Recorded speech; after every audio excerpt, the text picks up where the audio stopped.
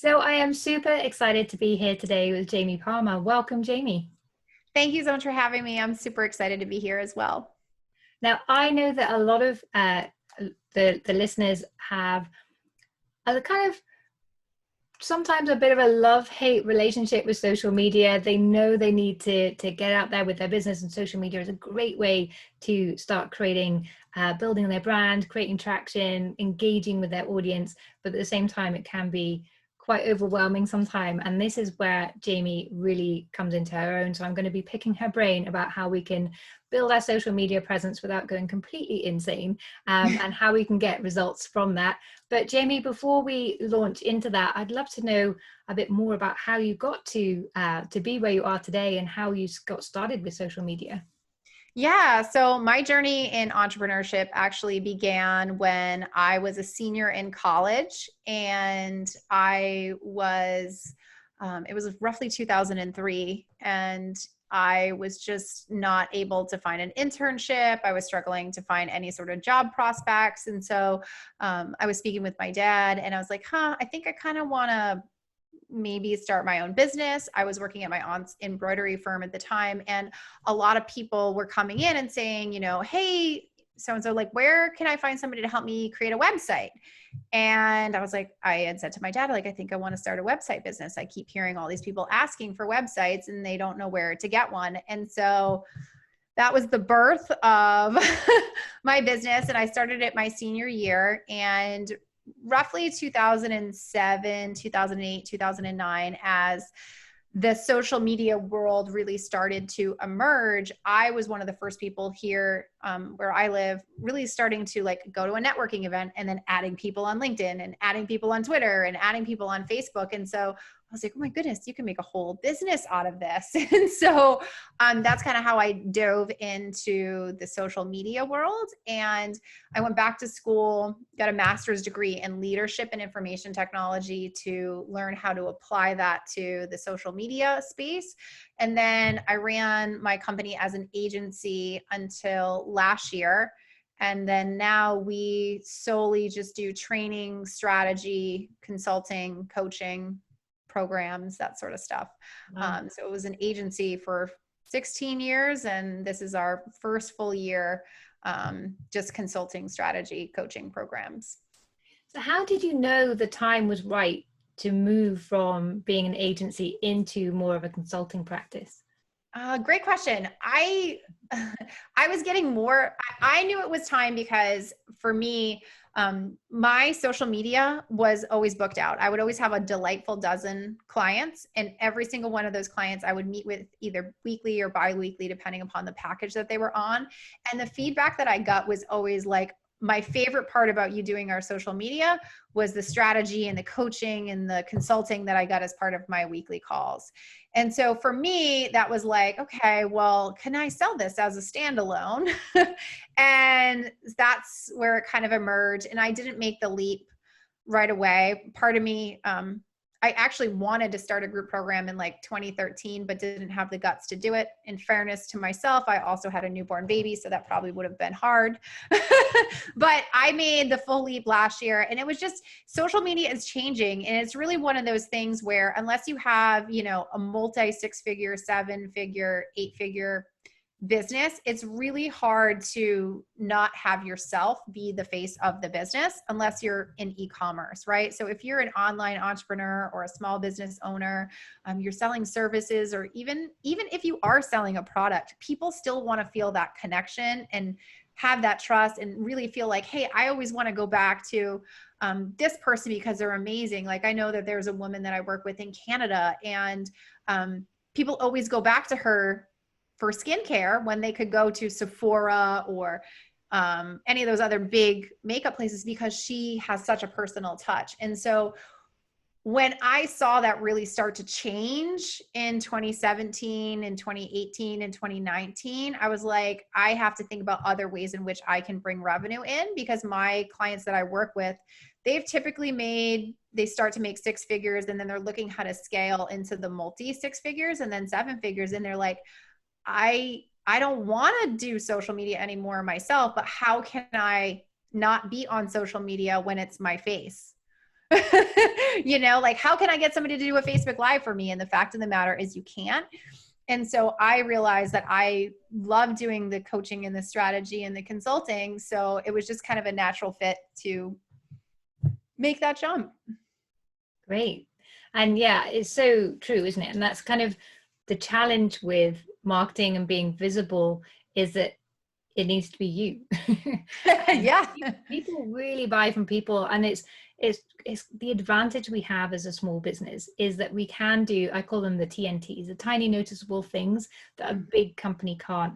And the more personal we can be, the more effective that is. And that is really powerful. And a big business cannot do that. They can't have this personality and this personal touch, as you say. And that's what people love. Yeah. Way back when, I used to manage intranets when I worked in corporate, and I remember one year we had this idea to ask the staff when they had a Christmas event to take a photo of the team and we'll put it on a banner at the bottom of the website, the intranet. And we used to get about somewhere between 60 and 20 clicks on a typical news article per week. And when we put these pictures up, we had 1,500 clicks in a day. And it's like, wow, it just shows people love connecting with other people. They love seeing people's faces. And it was a real lesson, like, yeah, we have to have real people out there. And now, like, these F-factor tests and things are really showing that people just gloss over stock photography. They know the difference. They want to see the real people that they're going to deal with. So that's really important.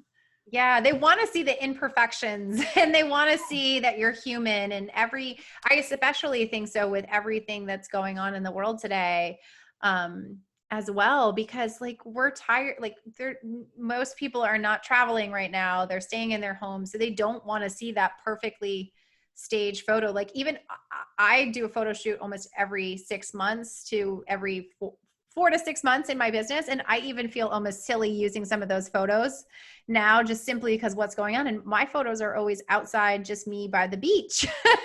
And that's something you could still do, but it's like that, just with everything that's going on, I think it makes a huge difference to have those real imperfect photos that showcase that you're a human that somebody can connect with on the other side.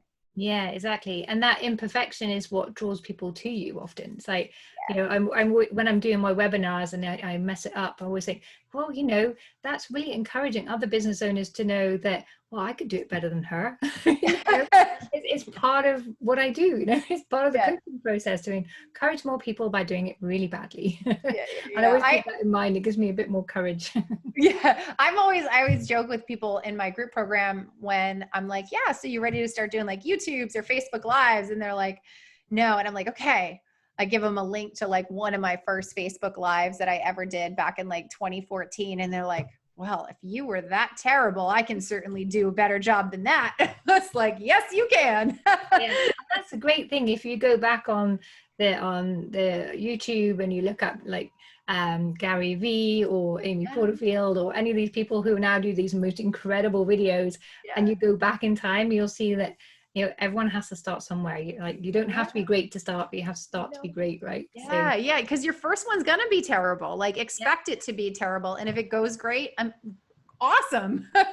You know, but it's you can't do your 50th or your 100th if you never do your first. Yeah, exactly. Is there, on that subject, is there any other tips that you give people if they're out there going, yeah, it's all right for you to go live, you're used to it or whatever? How would you encourage people to take those first steps other than going back and seeing everyone's old terrible videos? I would say get understand what you want to talk about, right? So talk about a topic that you feel really, really comfortable with talking. And the other thing that I would do for those who are able to see this on video, I would use these little suckers, these Post-it notes, and I would tape them all around my laptop. Yeah, I would literally be like, okay, so I have this rule of 3 thing that I teach. So you have 3 main topics and then you've got 3 subtopics for each main topic. And I would literally pace them around and I would look at the time and say, okay, each Post-it note gets 1 minute. and I would just walk myself around the Post-it notes. And if people would comment like, oh, it looks like you're reading something, I would literally be like, look, yeah, I am. So I don't get lost. I've got these little Post-it notes here, just to make sure I stay on track, you know? And I think that that's a great way to get started. And oftentimes I see a lot of people encourage people to like script it all out and do all this sort of stuff. I'm like, that just creates more pressure in my mind versus if you can kind of just have a high level outline that you want to go through, use that, talk through it. And then if you get nervous about seeing lots of people on, like literally just put the sticky note over the number of people that are on so you're not nervous. But yeah, I think it's just understanding, picking a topic too that you feel comfortable starting with. Yeah, I think that's true. And because when you know something, you have that little bit of extra confidence already, so you can put that aside and just you're minimizing your nerves as much as possible. I know when I started, I used to have a thing called, I've forgotten it now, Teleprompter Pro, that's it, on my iPad. And so it films you at the same time as giving you a little teleprompter. And so I used to script everything out. So I started with that, which gave me the confidence of being on screen, but it didn't feel very natural. I mean, it was good that I said everything I wanted to say and I said it as I wanted to, but I didn't come across as like normal. It can be robotic, right? Like a little bit, yeah. So then I started doing interviews with people, because then it wasn't just all on me, and that really helped as well. And then I started doing like just mini tips, like, oh, I'm just going to do one tip at a time, and then it just built from there. But it gets quite addictive once you get started. yeah. And I mean, I think that brings up a good point too. Like, don't be afraid to have somebody come on and interview you too. Like if you're really nervous about getting started, be like, here are the questions I want you to ask me. And simply just having somebody else there to have a dialogue with can also help. Because I know a lot of times people feel like, well, I'm just talking to a camera. It just feels so weird. And it does a little bit when you're first doing it. But I think if you can push yourself to, like, if you're that nervous, invite somebody on and have them ask you questions about something that you love. Yeah, exactly. There's lots of different ways to do it, but I think it's good to experiment as well and see what works for you, what you feel most comfortable with, and over time you'll develop your own style. That don't worry if it's not perfect, because it's not about you anyway. It's about your message and how that's going to help people. So keep that in mind too. That used to help me in the early days. It's not about me, it's about my message and helping and serving others. Yeah, and the more you practice like saying what your message is, the better you get at it. Like you can't go to the gym and expect to like deadlift 200 pounds, right? Like that's just not realistic. It's the same thing with sharing your story and telling everyone about your message and your core values and all of that sort of stuff. The more that you do it, the more ease that you're going to have in doing it. Yeah, exactly. And I think that's an important point to remember as well, is all about the core message, that you don't have to know everything about everything. In fact, it can be more powerful if you just have like 3 key topics and you only talk about those, and explore it from different angles. And it doesn't matter if you repeat yourself, because you're not always talking to the same people. Different people are tuning in at different times. You've got new followers who are showing up, and people who listened to you like a month ago probably didn't even remember. So yeah, it's true. To keep repeating the same thing, but always keep it fresh for yourself as well. Yeah, for sure. So one thing that I've learned with social media is that, well, 2 things actually. It's not something that's instant, and I see lots of people thinking, oh, I'll do a live video and I'll get 10 clients. And like, okay, it doesn't quite work that way. But also that because it's a long game, it's all about the consistency. Do you have any advice there? Because I know it's a kind of a case of, oh, what do I keep talking about? So how can people build that into their strategy? Yeah, I think there's several things that people can do. I think the number one thing is to get out of the OMG, it's 5:00. What am I going to post today? You have to get out of that mindset, because when you're posting like that, you're simply posting to post, and there's no strategic intent behind that. And I always encourage every single client that I work with to when we start working together to post on social media. I'm going to take a 2-week social media break to get more strategic with my content. And I ask them to post that on social media. So they have 2 weeks to get organized with their social media, because it's really easy to be good at social media if you are ahead and you have a plan and you have a process and a strategy that you are following. So I always encourage everybody to take that 2-week break. If you need someone's permission, you have my permission. But be open about it. Don't just disappear for 2 weeks, right? Say, hey, I'm doing this. And then from there, I highly recommend getting an editorial calendar of some sort. And when I think about my editorial calendar, I like to plan my marketing initiatives for the year in full. Now, if you're new in business, that might seem completely overwhelming, and that's okay. I'm not going to ask you to do a year, but think about how many products you have in your business. So if you're mostly doing one-to-one work, you don't really need to have a crazy editorial calendar. If you have, say, a course and a one-to-one, okay, look at the calendar year and say, okay, these 6 months, I'm going to promote this, and these other 6 months, I'm going to promote that. So at least set the intention of what you're going to promote when. Then from there, say, okay, what are the content categories that I can then create content around that is going to drive traffic into my one-on-one program? So for example, for me, I'm doing a big launch in November for my Business Ecosystem Builders program. The topics I generally cover in that program are marketing, strategy, mindset, technology, and implementation. So I know with great specificity every week on my podcast and in my YouTube, leading up to that point, I'm going to cover a topic that falls under each one of those content categories, with the fact that I know I'm doing a launch later on in the year. So if you aren't doing a launch, it's like, okay, well, what is that next step that somebody would take in the client journey? So you might be like, well, Jean, that just sounds like a lot.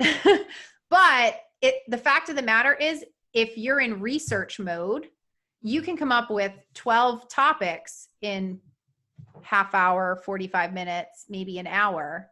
And then the execution of that is, okay, I either need to create these as lives or write the content or whatever that is, but it's always easier to research all the topics, then write or record all the topics, then do whatever that next step is. So I always encourage clients to say, like, you have to treat yourself, your business, like your best client. And that means that you have to block time in your schedule to work on your business. And when you work on your business, that's how you're going to be able to get ahead with this stuff. That's how you're going to be able to get consistent. That's how you're going to be able to get strategic. And that's how you're going to be able to get ahead and grow your business. Because when I started treating my business like my best client in 2014, 2015, the business has doubled every single year since then. And the only thing that I've done different is being hyper consistent with my podcast or my lives or my YouTube, whatever initiative we're working on, and just always showing up and showing value to the people on the other side. And that's all we've done different is be really, really consistent. And when I say consistent, there are weeks where I miss something or it doesn't go out on the right day or whatever. It's not perfection, but it's that consistency. So 50 out of 52 weeks in a year, we're pushing out a piece of podcast content. And so I think when you can kind of switch your thinking to be able to be like, okay, let me research as much as I can, and then let me go through this process of creating the content, it becomes much easier to get more strategic, because I like to align my podcast content with the content that's going out on social media, right? So there'll be a connection there, and or, you know, if you're doing Facebook Live or whatever kind of modality that you're using. Yeah, exactly. That's so much great advice there. And I think it helps with everything in business once you have a plan, because then you don't have to turn up every day and start thinking and think, oh, what do I do? Or I'm not in the mood. You can just follow the plan, because our willpower and our discipline only takes us so far. But if we have a structure and a plan and it's all scheduled, then it just makes life so much easier. It's a bit of extra time up front. And sometimes I know when I'm doing that, doing my planning up front, I kind of feel like I'm dragging myself kicking and screaming in my head. But I know it has to be done, and it makes so much difference when you do. Yeah, I always say too, one ninja tip that I always do, especially with my planning, because I'm the same way. I can come up with every other thing that I should be doing except coming up with what my topics are, or coming up with my planning. I'll be like, oh, let me just browse the internet for a minute, before you know, like 45 minutes have gone by. So I always literally set a time block. So I'll give myself only an hour to do something. And then I'll piggyback it with something like this, being on a podcast. So I know I can't procrastinate in that hour, right? Like I have to focus on that thing, because work expands to time allowed. Like if you have 3 hours to write an email to your list, you better believe it's going to take all 3 of those hours to write that email to your list, because you'll procrastinate or you'll get distracted or whatever. And so I always like to just kind of be like, yep, I'm blocking this time, and then I'm going to piggyback it with something, so I know I have to get it done by that time, so I have to switch gears. Yeah, that's another great tip. And I know when I break my day into 50-minute break blocks, so I have 50 minutes, then a 10-minute to get a coffee, stretch my legs, do a little bit of yoga, do something else completely. And when I'm disciplined with that each day, I get so much more done in the day. It's amazing, because you're just focused, you know, like those moments where you think, oh, I'll just stare out the window for it. No, I'm nearly done. And it's so much easier to be like disciplined when you know that alarm's going to go, or you have to go to that event or show up for something else. It's great. And those little 10-minute breaks really help me to keep my energy higher too. Yeah, that's awesome. I need to work on scheduling in the 10-minute breaks. Yeah, those are important. There are days where I just like, I forget to set my alarms, and I just go straight through that. Oh no. but yeah, when I get it, it really makes a difference. So it's worth having a try. Yeah, totally. So when it comes to social media, you're showing up consistently, you've got your plan, you're showing up consistently with the great topics, you're adding value. What kind of time scale do you think people can realistically expect to start having some return on that time investment? Yeah, this is a loaded question. It truly depends on the business. Like, so if you have a product-based business, or you're selling something that's under $100, right? Or under $250 or under $500, you'll probably see that back within 3 months of consistency. More than likely, assuming that you are marketing to who your ideal client is, right? And you're speaking their language, and the content's resonating with them, you'll roughly see results in 3 months. You'll start to see results. You probably won't be making money. You won't have made your money back, but you'll start to have proof of concept. If you're in a business where you're selling coaching services or courses or programs, it's probably 6 months to a year is pretty realistic. There's a lot of aspects involved that I don't think that a lot of people talk about. One thing that I see as I don't want to say mistake, it's not a mistake, but people don't always they don't know their ideal client well enough. And so they learn it through trial and error in their marketing versus doing the research up front to really get to know their ideal client. So I think you can shorten that slightly. You'll be closer to 6 months versus a year. By doing better research out of the gate around who your ideal client is, the problem that they believe that they have versus the problem that you know that you solve, because that's often a disconnect. And you see that come out a lot in marketing. But I would say between 6 months to a year of being consistent, you'll start to see inbound marketing efforts convert into actual paying clients. Yeah, I agree. And it's great. I think people think social media is just so fantastic because it's free and they'll have clients tomorrow. But that, as you just said, that really isn't the case. You have to be consistent. You have to show up long term consistently. And yeah, you have to get the message right for the right people. And that's another aspect. And thank you for bringing that up, that a lot of people miss, because they're thinking about what they want to tell people rather than what do people need to know, and where are people today, and where do you want to take them. So where that you can solve their problem, which is great, but they they don't even know, they don't recognize the problem in the same way that you do, knowing your solution. So you have to take them on a journey. And you mentioned that earlier about the client journey is so important to consider. Like, where are they? Where do you want to take them? How do you want them to feel at every stage? What exactly can you do to make sure that that's how they feel about themselves, about their business, about you, about the solution, about their problems? There's so much to consider.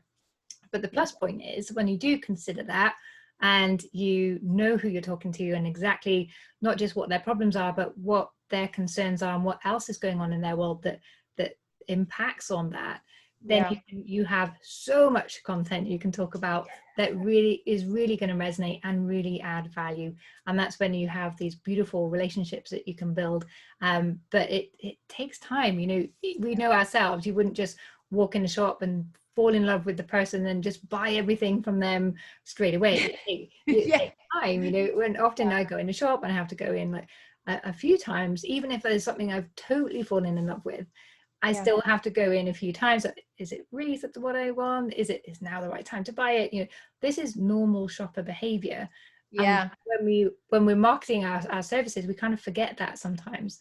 And when you go in a shop and you pick something up off the shelf and you put it back and walk away, you know, the shopkeeper doesn't fall apart because you didn't forget that, because they know it's normal to explore and get to know things and build up. You know, not everyone's ready to buy at any time. It's only 3% of people are ready to buy your services out the gate. So you have to be consistent for when they are ready and you have built that relationship with them and they're like, yeah, now I need to turn to Jamie because that's exactly what I need right now. So you have to stay in the game, but make it fun for yourself. So being consistent, it takes discipline and planning, but how can you, as I say, make it fun? How do you not get bored with saying the same thing all the time? So for me, when I think about what am I going to talk about every week, I think of it in 4 categories. So I think of it in terms of like research. Is this, you know, let me go in Reddit or a Facebook group or, you know, do some SEO research. So I think of topics like, okay, there's that topic, right? I can search for topics through research. I can search through topics for questions that people have asked me. I can search through topics from my own ideas, my own intellectual property, my systems, my strategies, or just anything that pops into my brain when I'm out for a run.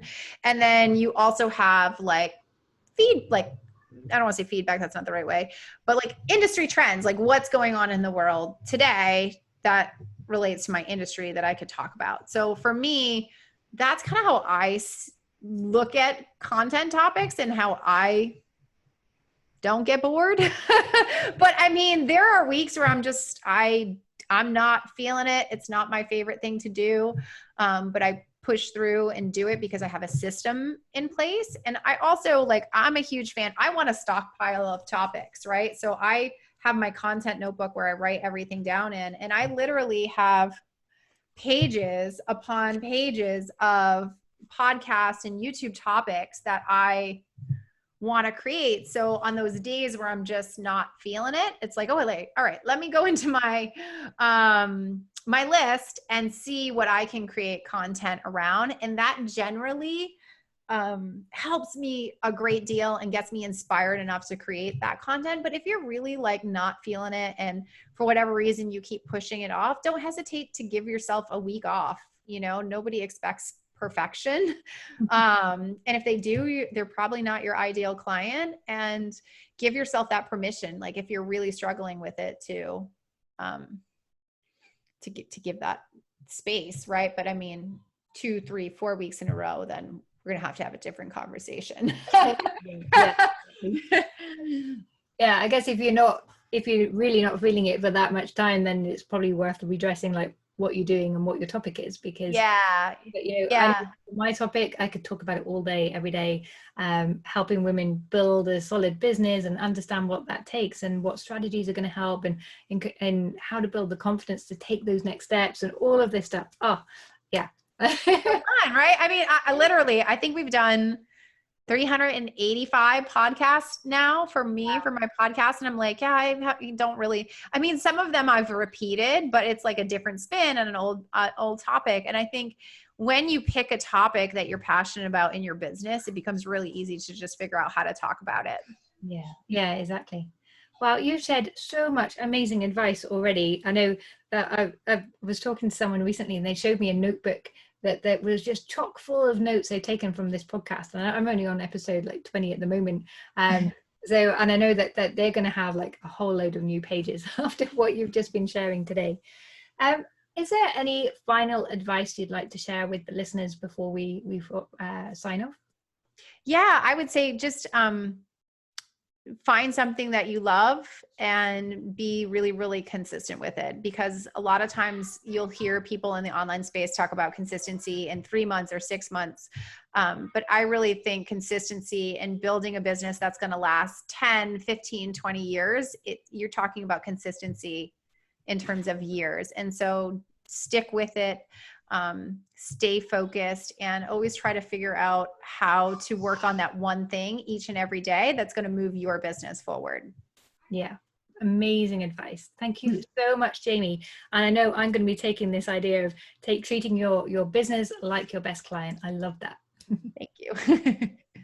So I'm going to put all your contact details underneath this video on your podcast page. But for anyone who's out there driving or walking the dog, taking the kids to school and listening to this, how can they find you? Yeah, I'm on all social media as Outlier Marketing Group. Great. That's easy. Yes. Brilliant. Thanks again, Jamie. Thanks so much for having me. Bye. Bye.